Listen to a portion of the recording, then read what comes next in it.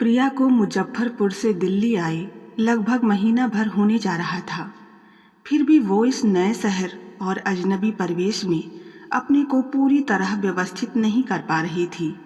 दिन में भी अपरिचित चेहरे और अजनबी गलियां उसे सहमा देती। वहां आकर आयुष के काम इतने बढ़ गए थे कि अक्सर छुट्टियों में भी व्यस्त रहता। इसलिए अकेले ही वो इस नए परिवेश में अपनी जड़ें जमाने की पूरी कोशिश कर रही थी।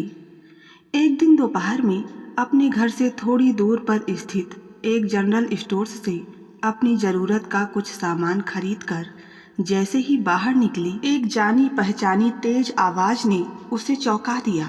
प्रिया, ओ प्रिया, रुक जाओ। पलटते ही उसकी नज़र जिस पर पड़ी, उसे देखते ही वो स्तब्ध रह गई। उसके सामने उसके कॉलेज के ज़माने की उसकी दोस्त रिया खड़ी थी। करीब 10 वर्षों बाद इस अपरिचित शहर में अचानक उसे इस तरह मिल जाएगी, इसकी तो उसने कभी कल्पना भी नहीं की थी। इन 10 वर्षों में रिया में कुछ ज़्यादा परिवर्तन नहीं हुआ था। आधुनिक ढंग की ब्लू जीन्स और गुलाबी टॉप में उसका रूप पहले से कुछ ज़्यादा ही निखर आया था। पहले की तरह ही रिया खुशी से चहकती, आत्मविश्वास से भरी आकर उसके गले से लिपट गई। लेकिन चाहकर भी प्रिया उसी गर्मजोशी से उससे मिल नहीं पाई। 10 वर्ष पहले रिया द्वारा दी गई चोट कोई मामूली चोट नहीं थी जिसे वो आसानी से भुला देती। रिया की तो आदत ही थी दूसरे को चोट देकर भूल जाना। अभी भी वो पिछली सारी बातें भुलाकर प्रिया से ढेरों सवाल पूछ रही थी। तभी प्रिया को अपने बेटे वंश की याद आ गई। रिया के सारे सवाल और उत्सुकता पर लगाम लगाते हुए प्रिया ने अपने पर्स से अपना कार्ड निकालकर रिया को पकड़ाते हुए कहा, अभी तो मैं काफ़ी जल्दी में हूँ। मुझे अपने बेटे वंश को स्कूल से लेना है। किसी दिन फुर्सत से आओ, फिर सारी बातें इत्मीनान से होंगी। आगे रिया को कुछ भी बोलने का मौका दिए बिना अपनी कार में बैठ तेजी से चली गई और रिया अचंभित सी खड़ी विस्मित नज़रों से प्रिया के इस नए रूप को निहारती रह गई थी। घर पहुंचकर वंश को खाना खिलाकर सुलाने के बाद प्रिया को कुछ ही घंटे पहले रिया से हुई मुलाकात याद आ गई। अपने जीवन के गुजरे अध्याय को याद करता उसका मन दोबारा अपने अतीत को जीने लगा था। रिया से उसकी मुलाकात कॉलेज में हुई थी। वे दोनों बीएससी में रसायन शास्त्र की छात्राएं थीं। मुजफ्फरपुर का वो जाना माना प्रतिष्ठित कॉलेज था, जहां हमेशा की तरह उस वर्ष भी विज्ञान विषयों में लड़कों की अपेक्षा लड़कियों की संख्या काफ़ी कम थी। रिया के पिताजी का तबादला कुछ ही दिनों पहले छत्तीसगढ़ से मुजफ्फरपुर हुआ था।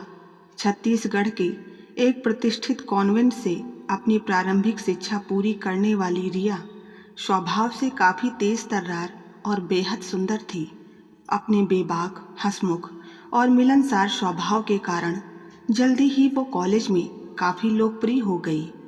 रिया के स्वभाव की यह उन्मुक्तता उस छोटे से शहर में रहने वाली लड़कियों को कुछ ज़्यादा ही प्रभावित करती।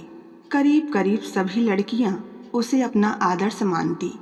जब उसी रिया ने अपनी दोस्ती का हाथ प्रिया की तरफ बढ़ाया तो मारे खुशी के वह उछल पड़ी थी। जल्द ही दोनों की अतरंगता इतनी बढ़ गई कि निसंकोच दोनों आपस में अपनी सारी बातें शेयर करने लगी। उसी दौरान आयुष के प्रेम में आकंठ डूबी प्रिया आयुष से अपने एक तरफा प्रेम की सारी बातें रिया को बताती चली गई। अक्सर रिया से आयुष पर अपने प्यार जाहिर करने के रास्ते पूछती रहती। तब प्रिया ये समझ नहीं पाई थी कि उसके आकर्षक से सुदर्शन प्रेमी की बातें और फोटोग्राफ्स किसी और को भी बुरी तरह प्रभावित कर रहे हैं। एक दिन रिया के अनुरोध पर यह सोचकर कि रिया उसके मन की बातें आयुष तक पहुंचा देगी, उसने रिया को आयुष से मिलवा दिया था। सचमुच कैसी मूर्खा थी वो कि अपनी अतरंग सहेली के मनोभाव को भी नहीं पढ़ पाई।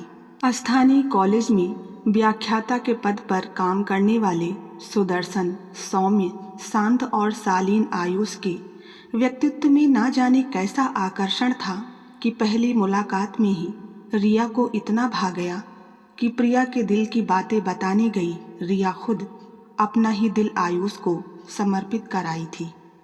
फिर तो तरह तरह के बहाने बना आयुष से मिलने उसके घर चली जाती। आयुष का प्यार हासिल करने के लिए बड़ी होशियारी और चालाकी से अपनी योजना को अंजाम दे रही थी। वहीं ऊपरी तौर पर काफ़ी सीधी साधी, हंसमुख, हाजिर जवाब, कुटिल, मिलनसार और शरीफ बनी रहती। अपने इसी छल के बलबूते पर जल्द ही आयुष के दिल में उतरती चली गई। रिया की इन महत्वाकांक्षी, स्वार्थपूर्ण और कुटिल योजनाओं का प्रिया को तब तक आभास नहीं हुआ जब तक कि रिया और आयुष की शादी की चर्चाएं घर में नहीं होने लगी। तब जाकर प्रिया को आभास हुआ कि उसकी अतरंग सहेली के फरेबी हथियार ने किस तरह उसके विश्वास और आत्मा को छलनी कर दिया है। ना जाने भगवान ने किस अपराध का दंड उसे दिया था। पूरी बात जानते ही उसका दिल छटपटा उठा। किसी ऐसे जंगल में जाने के लिए जहां उस हृदयहीन सहेली और उसके द्वारा छीने गए उस प्यार की झलक भी ना दिखे। कभी कभी जीवन में ऐसी ही गंभीर घटनाएं जाने कब घट जाती हैं जिसका आभास भी हमें नहीं होता है। ऐसे ही अनजाने क्षणों में घटी इस घटना ने प्रिया के पूरे व्यक्तित्व को झिंझोड़ कर रख दिया था। इतने वर्षों के इंतजार और दिल में पलते प्यार को आयुष और रिया की शादी के फैसले ने रौंद कर रख दिया था। प्रिया भगवान भोलेनाथ को बहुत मानती थी। वो शिवालय में जाकर रोती रहती थी। कहते हैं प्यार में दर्द झेलने की शक्ति खुद ब खुद आ जाती है। वो भी अपने दुर्भाग्य के विष को नीलकंठ की तरह निगल प्यार के उस चरम बिंदु पर पहुंच गई थी जहां प्रेम के लिए लोग अपने सभी सुखों का समर्पण कर देने में ही सुख का अनुभव करते हैं। आयुष और रिया की शादी की सारी बातें तय हो चुकी थी। सिर्फ रस्मों की तिथि तय होनी थी। तभी एक ऐसी घटना घटी जिसने आयुष के सारे सपने बिखेर दिए। सीहोर में रिया के पड़ोस में रहने वाले मोहन का आईएएस के लिए चयन हो गया। वो लंबे समय से रिया से एक तरफा प्यार करता था, पर पास में कोई नौकरी नहीं रहने और अपनी अति साधारण शक्ल सूरत के कारण रिया के सामने अपने दिल की बातें रखने की हिम्मत नहीं जुटा पाता था। जैसे ही उसका चयन आईएएस में हुआ, उसने रिया के घर शादी का पैगाम भिजवा दिया। रिया की शादी के लिए इतने अच्छे प्रस्ताव को पाकर रिया के माता पिता भी असमंजस की स्थिति में पड़ गए। असमंजस की स्थिति से उबरने के लिए उन लोगों ने फैसला रिया पर ही छोड़ दिया कि वो किससे शादी करेगी। आशा के विपरीत रिया ने अपना फैसला मोहन के पक्ष में दिया। वास्तव में जब तक आदमी का नियंत्रण अपने मन और आत्मा पर होता है, तभी तक उसके अंदर सही और गलत की पहचान होती है। रिया की महत्वाकांक्षा अनियंत्रित थी, जिस पर उसके मन और आत्मा का कोई नियंत्रण नहीं था। उसने अपने लिए जो मार्ग तय किया था वो मान, प्रतिष्ठा, धन और ताकत को ध्यान में रखकर किया गया फैसला था। रिया के इस अप्रत्याशित फैसले से आहत आयुष ने जब रिया से उसकी बेवफाई का कारण जानने के लिए दबाव डाला, तब बड़ी सफाई से रिया ने अपने फैसले की सारी जिम्मेदारी अपने माता पिता पर डाल चुप्पी साध ली। आयुष ने बहुत कोशिश की, रोया, गिड़गिड़ाया, पर फिर भी रिया अपने फैसले पर अडिग रही। जैसे तूफान की तरह रिया उसके जीवन में आई थी, वैसे ही उसकी जिंदगी से निकल भी गई। कभी कभी आदमी कितना मजबूर हो जाता है कि जीवन में घटित किसी अप्रत्याशित और निर्णायक फैसले को समझना और बदलना दोनों ही उसके लिए मुश्किल हो जाता है। ऐसा ही कुछ आयुष के साथ भी हो रहा था। आयुष समझे या ना समझे, पर प्रिया को रिया के फैसले के संबंध में सब मालूम हो गया था। रिया के रिश्ते की एक बहन ने उसे सब बता दिया था। नारी का ऐसा छलनामयी और स्वार्थी रूप उसने पहले कभी नहीं देखा था। जल्दी ही रिया की शादी मोहन से हो गई। अपनी पूरी शादी में पूरे समय रिया हंसती मुस्कुराती रही। आयुष से बिछोह के गम की हल्की सी लकीर भी उसके चेहरे पर नजर नहीं आई। शादी के बाद सीधी साधी गऊ बनी मोहन के पीछे हो ली थी। पीछे जो छूट गया सब उसके लिए निरर्थक और निरुद्देश्य था। फिर भी रिया की शादी के बाद महीनों आयुष उसके प्यार में दाढ़ी बढ़ाए मजनू बना फिरता रहा। समय के साथ जब थोड़ी स्थिति संभली तो आयुष की ममेरी बहन मोना ने अपनी बुआ से प्रिया का लंबे समय से आयुष के साथ चलने वाले एक तरफा प्रेम के विषय में सब कुछ बता दिया, जो अब तक मोना के अलावा कोई और नहीं जानता था। जैसे ही आयुष की माँ को इस बात की जानकारी हुई, उनके दिल में एक आशा की लहर दौड़ गई। यही वो लड़की है जो आयुष के जीवन में खुशियाँ वापस ला सकती है। वह खुद चलकर प्रिया के घर उसका हाथ मांगने गई। 3 बेटियों और 2 बेटों के बोझ तले दबी प्रिया की माँ और उसका निम्न मध्यम वर्गीय परिवार इस रिश्ते को पाकर जैसे निहाल हो उठा। पर आयुष की माँ के जाते ही प्रिया अपनी माँ पर बिफर उठी थी। माँ, आप आयुष की माँ को मना करवा दीजिए। मुझे नहीं करनी आयुष से शादी वादी। मुझे अभी अपनी पढ़ाई पूरी करनी है। प्रिया अभी कुछ और बोलती उसके पहले ही उसकी भाभी अनीता उसे खींचकर अपने कमरे में ले गई। एक बात सुन प्रिया, जीवन आयुष के साथ तुम्हें जीना है तो फैसला भी तुम्हारा ही होना चाहिए। फिर भी मैं यही कहूँगी, इतनी जल्दबाजी में कोई फैसला मत लो। आयुष और तुम बचपन के दोस्त हो। अभी वो झूठ सच के मोह जाल में फंसा एक कठिन दौर से गुजर रहा है। ऐसे समय में वैसे भी तुम्हारा फर्ज बनता है कि उसकी सहायता करो। तभी भाभी की बात काटते हुए प्रिया बोली, भाभी, आप ये क्यों नहीं सोचती? वो शादी करेगा मुझसे और प्यार में डूबा रहेगा रिया के। ऐसे में उसके साथ शादी के बंधन में बंधना मूर्खता नहीं तो और क्या है? तुम ऐसा आंदोलित मन लेकर कुछ सही नहीं सोच सकती। तुम तिरस्कार और उपेक्षा की भावना से कुंठित अपने मन से परे हटकर एक बार परिस्थिति का अवलोकन करो, तब तुम समझ सकोगी। किसी का छोड़ा तुम्हारे हिस्से में नहीं आया है, बल्कि ईश्वर ने तुम्हारे सच्चे प्यार को तुम्हें वापस लौटा दिया है। आगे बढ़कर अपने बिखरे प्यार को अपने आगोश में समेट लो। समय सब ठीक कर देगा। ना, वैसे मत देखो मुझे। तुमने अपने मुंह से भले ही मुझे कभी कुछ ना बताया हो, पर तुम्हारी गुनगुनाती आंखों में लिखी तुम्हारे प्यार की कहानी मैंने बहुत पहले ही पढ़ ली थी। अपनी ना सही, अपने परिवार की तो सोचो। उन्हें इस शादी से कितनी खुशी और सम्मान मिलेगा। फिर प्रिया आयुष के साथ शादी करने से इनकार नहीं कर सकी। शादी के बाद पिछली सारी बातों को भुलाकर पूरी लगन से उसने आयुष को अपने प्यार, स्नेह और सेवा से इस कदर सहारा दिया कि कुछ ही दिनों में उसके दिल से रिया की छवि तक मिट गई और सब कुछ सामान्य और सहज हो गया। बस एक ही बात आयुष के दिल में हमेशा खटकती, अगर वो साधारण नौकरी में ना होकर आईएएस या आईपीएस अधिकारी होता तो यूँ प्यार में ठगा नहीं जाता।